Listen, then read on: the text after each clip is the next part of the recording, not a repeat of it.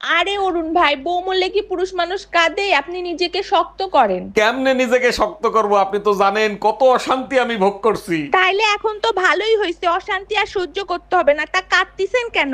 আরে ভাবি, ওটা আপনি বুঝবেন না, এটা খুশির কান্না।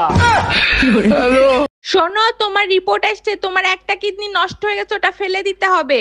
বলো কি? সর্বনাশ হইছে, এখন আমার কি হবে? কি আর হবে, ছোট্ট একটা অপারেশন করবে, একটা কিডনি ফেলে দিবে, একটা কিডনিতেও মানুষ বাঁচে। আরে সেটা তো আমিও জানি, কিন্তু এখন অপারেশন করার এতগুলো টাকা কোথায় পাবো? ডাক্তারের সাথে আমার কথা হয়েছে, আইফোন 17 দিবে, সাথে অপারেশন ফ্রি। আসলে সুখে থাকতে বেশি কিছু লাগে না, কিন্তু কতটা সুখে আছি এটা সবাইকে দেখানোর জন্য অনেক খরচ হয়। বাড়ি লাগে, গাড়ি লাগে, ডাইনিং টেবিল লাগে, সোফা লাগে, এসি লাগে, এসি ভালো ভালো খাবার খাওয়া লাগে। খালি ভালো ভালো খাবার খেলে হয় না, এগুলোর আবার ছবি তুলে ফেসবুকে আপলোড করা লাগে। এগুলো ছবি তোলার জন্য করে আবার আইফোন কেনা লাগে, মানে প্রচুর খরচ। আবার মাঝে মধ্যে ভ্রমণে যাওয়া লাগে, থাইল্যান্ড, সুইজারল্যান্ড, কানাডা, মানে খরচ আর খরচ। এত টাকা খরচ করার থেকে আমার মনে হয় যে দুঃখে থাকা ভালো আছে। হ্যালো। জামাই, কালী পূজায় আমার মেয়েরে নিয়ে তুমি কি আসবা, না আমি তোমার শ্বশুরে নিয়ে আসবো? উভয় সংকটে ফেলায় দিলেন। না মা, আমি আসতে পারবো না, আপনার মেয়েরে পাঠায় দেবো। আমার মেয়ে তো তোমারে ছাড়া আসবে না, কারণ তোমার চরিত্র তো ভালো না। বুঝতে পারছি, এবার দুই মা কালীর তাণ্ডব সহ্য করতে হবে আমার।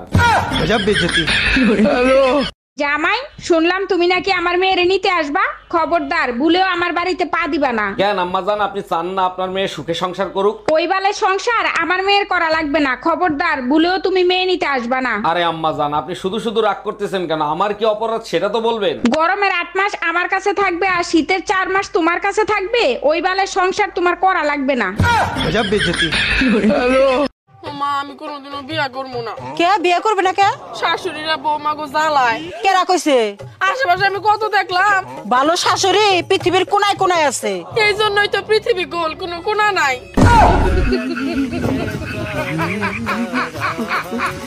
এই জানো, কাল রাতে স্বপ্নে দেখি কি স্বয়ং মা কালী আমাদের বাসায় আসছে। বলো কি? তাই নাকি? ভোর রাতে স্বপ্ন দেখছিলা তাই না?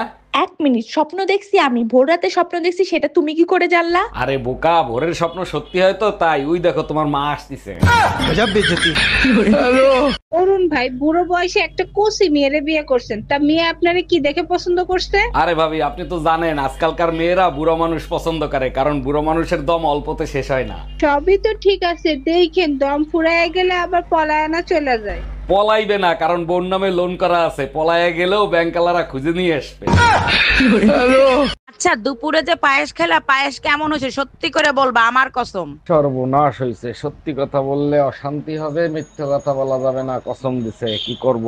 আরে কি হইলো, চুপ করে আছো কেন? বলো না কেন, বলো। তুমি কি জানো তোমার হাতের ছোঁয়া পেলে বিষও অমৃত হয়ে যায়? তুমিও না সব সময় একটু বাড়িয়ে বাড়িয়ে বলো।